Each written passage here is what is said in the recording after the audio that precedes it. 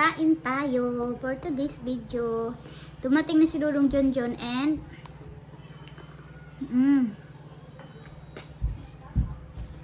nakabili siya ng marang, mga kaibigan. Kain tayo. Wala kasi kaming tinidor kaya kutsara na lang yung gamit ko. Hindi na makuha na. Hindi ko inasahan, mga kaibigan, na makalunok ako ng isang liso. Pagkawan ka, ha? Parang bumara dito, oh. Wala, kakatakot. So, ayan, nararamdaman na namin dito, mga kaibigan, ang flu. Ubo na si King at lagnat kasi. Mainit. Tapos biglaan uulan. Ganun po ang weather dito. Kaya ingat and prayer po. Yun po, always pinipray ko na hindi po kami magkasakit lahat dito sa bahay. And maranasan man yan namin, mga kaibigan, mabilis lang ma-okay. So si King, pinainom ko na ng gamot.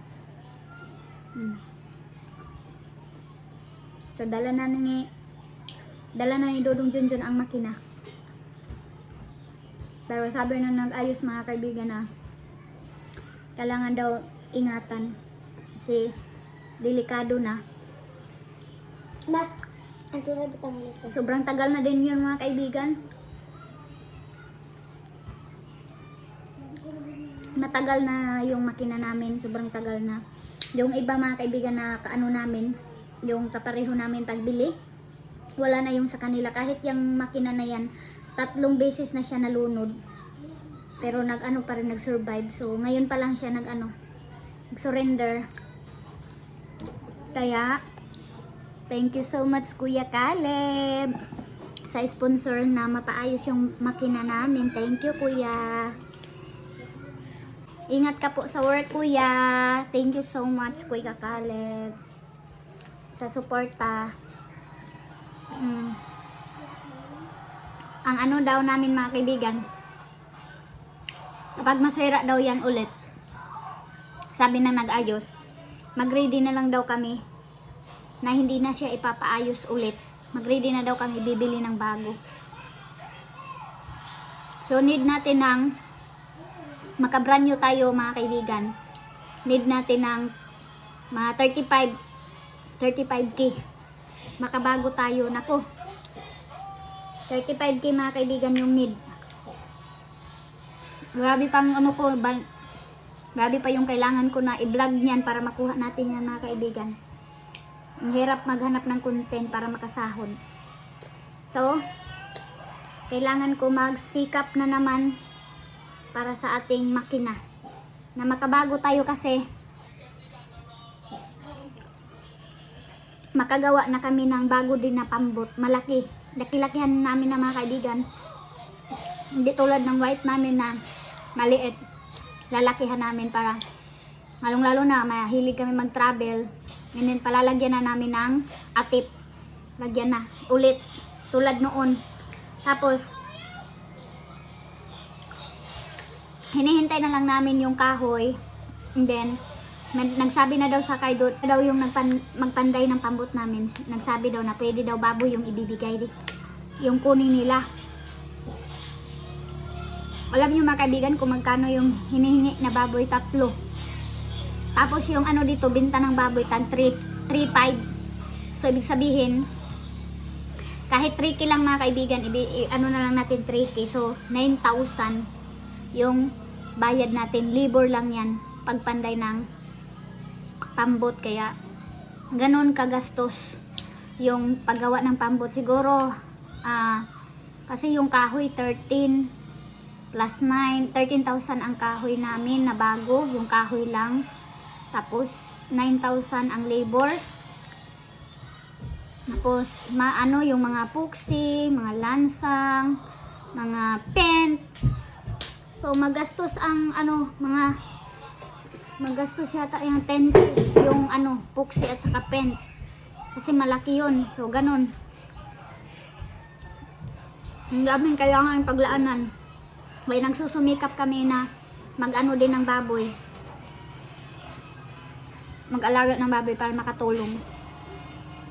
Kaya pinapadami ko yung anayin namin mga kaibigan para makabenta tayo, makatulong-tulong na.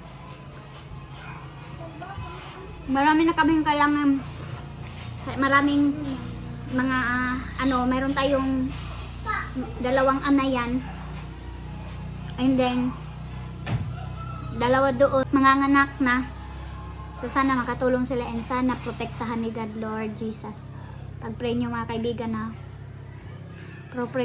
ma-safe, wala tayong ngipin, ma-safe yung baboy ko sa sakit mga kaibigan na nababalita ngayon. Gabi katambok ani nga marang, para siyang mga kaibigan, para siyang ayan para siyang durian. Kasi bibigay ko sana to kay mama, 3 kasi yung binili Dodong Junjun, kaso mayroong mga bata dito mga kaibigan pumunta, classmate ni Aileen, kumain, pinakain namin sila.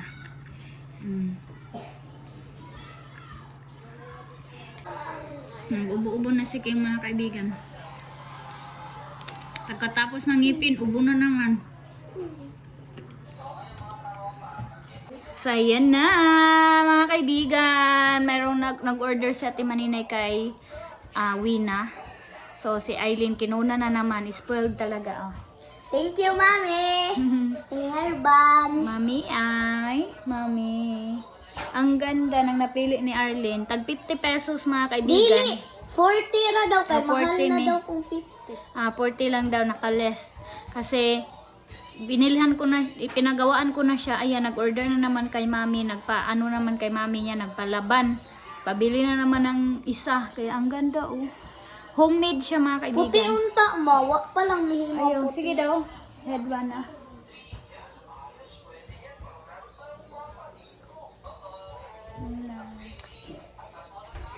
Hello. Ang ulam natin ngayon ay kamareto.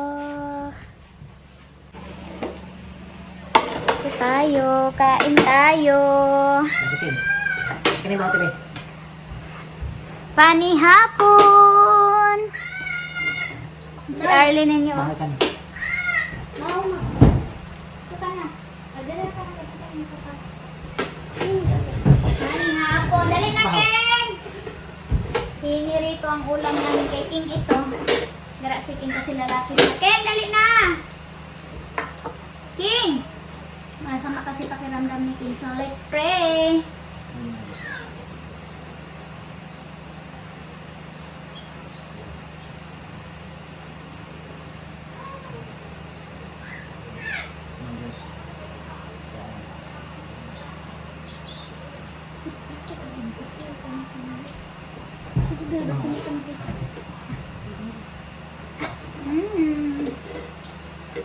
Tilapia. Pinirito. Kain tayo mga kaibigan, with sausawan, suka, at saka limon. Masama. King! Kasi maganda ang ano ni King panglasa.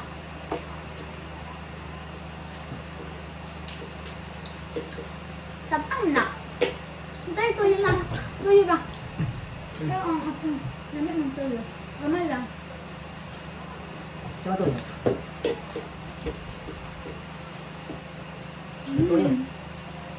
Na ito, babaw. Na. Naradi rin na. Kain tayo. Lagi. Apa manggol? Hah? Kain. Ayo. Wala na pala kaming tuyo.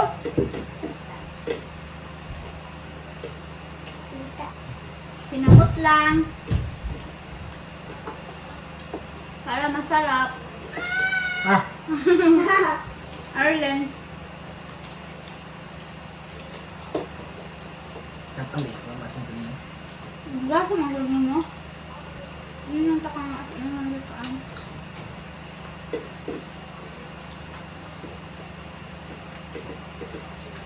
Pabasa niya yung miso, pakaalis mo ko. Boom. Sarap. Thank you so much kay Uncle Berting. Sa nagbigay, shout out. Ay, Ninong Berting pala. At kay Ninang Tata. Thank you sa tilapia. How's Arlene sa?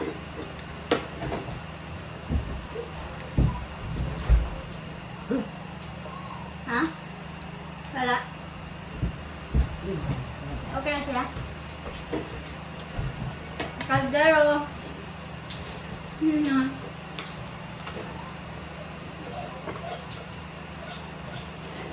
Yan, umiyak na.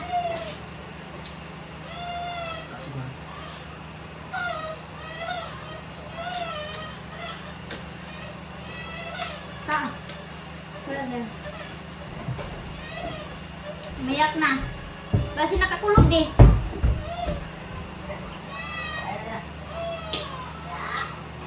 Tapos na siya kumain ng Cerelac.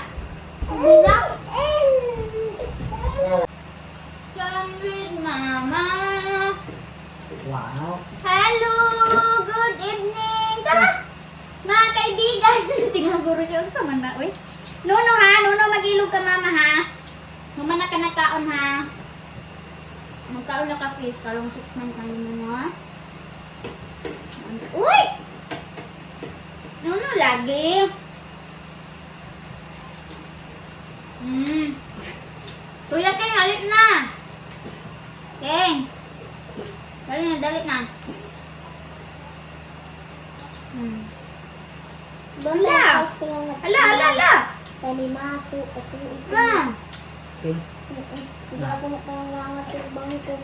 Subat ko ni tapos pag ihikap ni mga anong luya magkasikin. Pasikin datingo. Tapos ito ihikap ni mga kainit naman yung sikin. No. Ito ako rin. Na makita yung nila. Kaya, So dahil pagkahapon lang si mama ayaw pag-eskwela yung sikin. Nag-eskwela siya.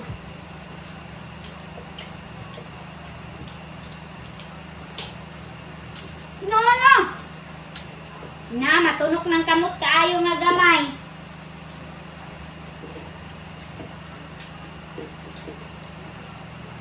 No, lagi anak pis. Ano?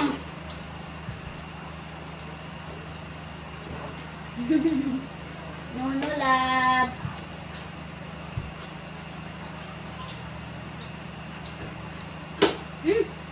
No, lagi. No. Stop.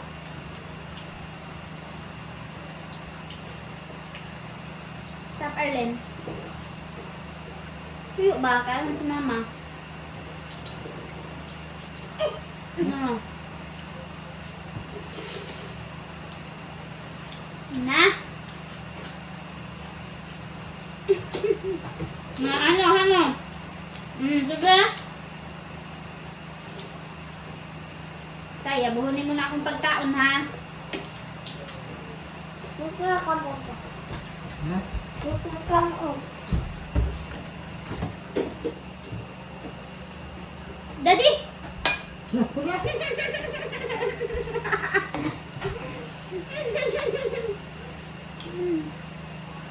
Wala. Marunong na siya mga kaibigan mag-ano. Magkuha ng pagkain. Oh. Hugasan lang natin yung hands niya. Oh my God! Tuda lagi. Yabuh na dyan niya eh. No! No, Arlen, no! No! No, Arlen, ha? Alin? No. Stop. Papa. Alin?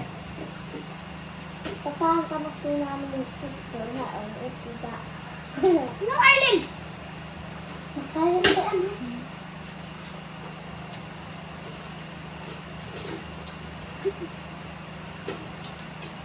Matuso. Na!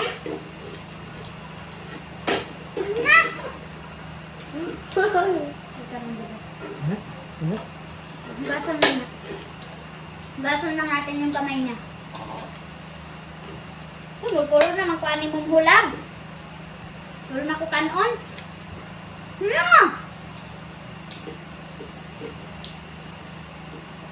Buko ka mo. Hoy! No, magkaansahan sa... No, nainit! Paslot ka! Pag-wet snack, di ba? Sinayang kayatan yung kamit na. Nako, Arlen, ha? Oh my God! Bukog! Ala, Samad. amag na. Wala! Kata. Kata. Sanad ko pa. Oh, Saragod up na. Good morning mga kaibigan. So, meron tayong update about kay Ate Hak. Sa inyo din ba mga kaibigan? Sino po relate na kapag nag-dream ka na hindi mo talaga makakalimutan?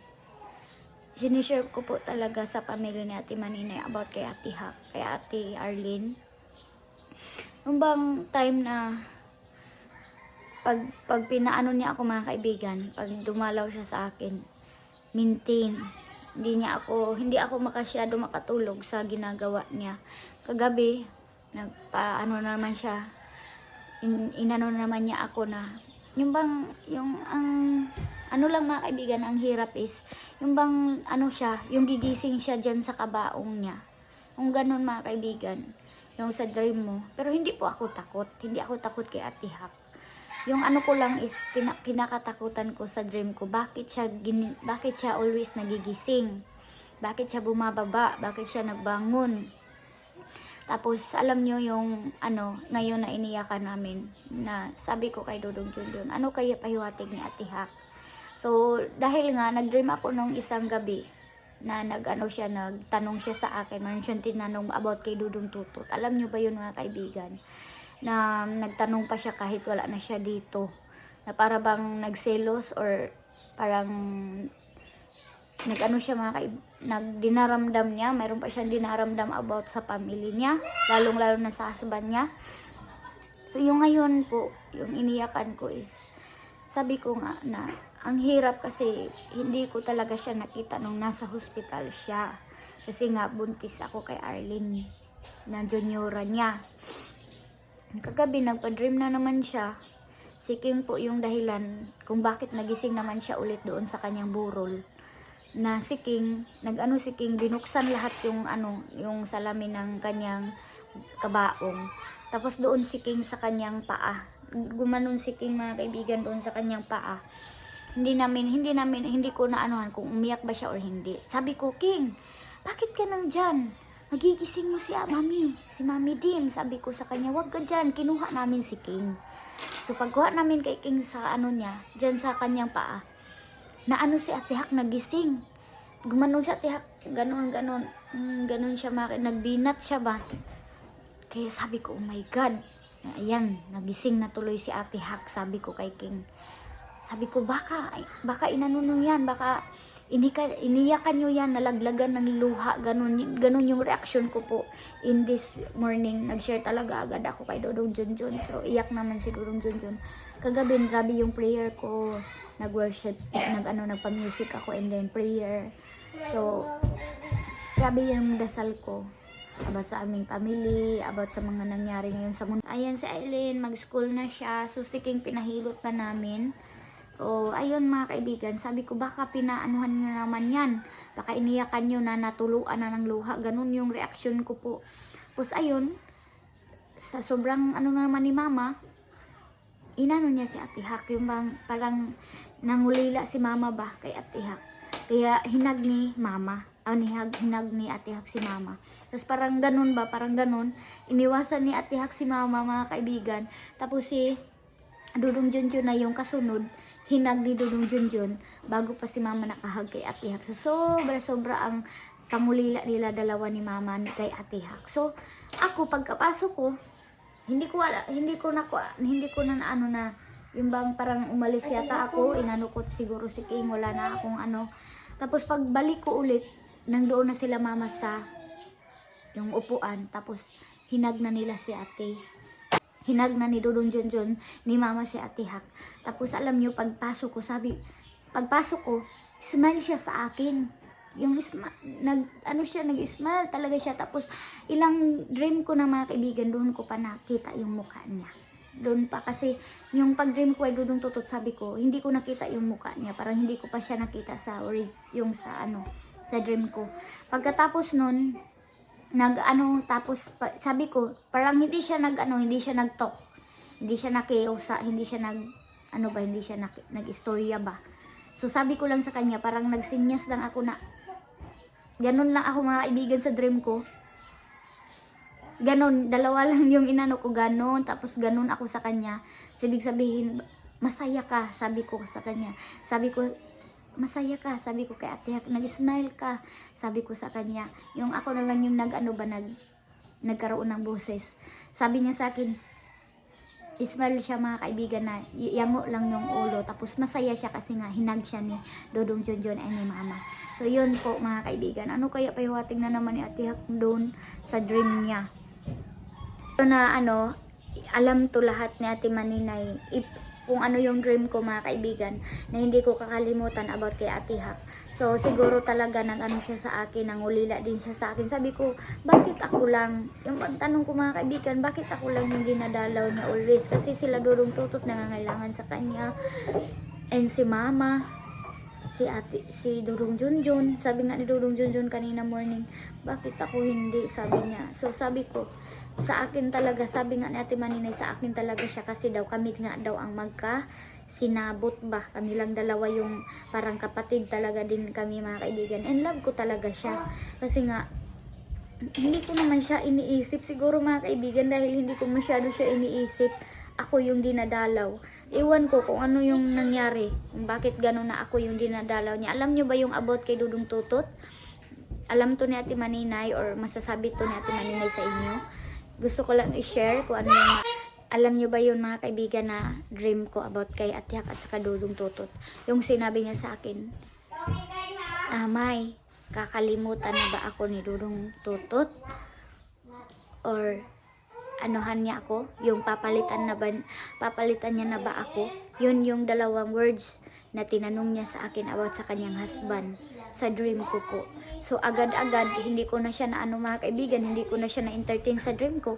Agad-agad ako takbo doon kay Dudong Tutot. Sabi ko, hala ka Dudong Tutot, nagselo si Ate Dim sa'yo. Parang ganun lang yung sinabi ko mga kaibigan doon sa dream ko kay Dudong Tutot. So yun po yung i-share ko about sa dream ko kay Ate Hak. Sino po ang relate and ano po yung maingan ninyo sa akin, mai-advise ninyo sa akin mga kaibigan. Thank you always sa suporta sa aking vlog. Maraming salamat kahit po wala masyado akong ganap, pero okay lang po, at least nandyan kayo nanonood sa akin. Masaya na po ako na makikita ko doon sa views ko na thank you. Mayroon tayong natulog si Arlene, maliit to, kasiksi. Yan. Suot na niya yung binigay ni ma'am na mga damit. Mataba na kasi siya, kaya kastyang-kastyang na yung binigay. And then dito, nag-change ako ng damit nito. Dinamitan ko na naman ng bago kasi naglaban na naman ako. And dito, wala na naman kaming bedsheet na nakalagay dito mga kaibigan, kasi si Arlene hindi pa rin nagka-okay yung rashes niya. So ayun, nagwasing na naman ako in this morning mga kaibigan. Kaya ayan kaya nahubadan na naman dito, and dito banda nagwalis na ako. Tulog na yan. So itong gamit ko na to, ito na vlog ko mga kaibigan, is iPhone po yung ginamit ko. Na ano lang ako kasi kapag inano ko yung boses ko, parang iba yung boses ko dito sa iPhone mga kaibigan. Maulan-ulan po ang weather namin dito ayan, pero mahina lang po talaga, pero madilim. Si Dudong Junjun nagbanlaw na doon sa Agusan Mars kasi medyo malinaw yung tubig, kaya sabi ko magwaswas na siya sa mga biddings namin. So ito yung ganap in this morning. Thank you so much Mami B sa iPhone, nagamit ko na po.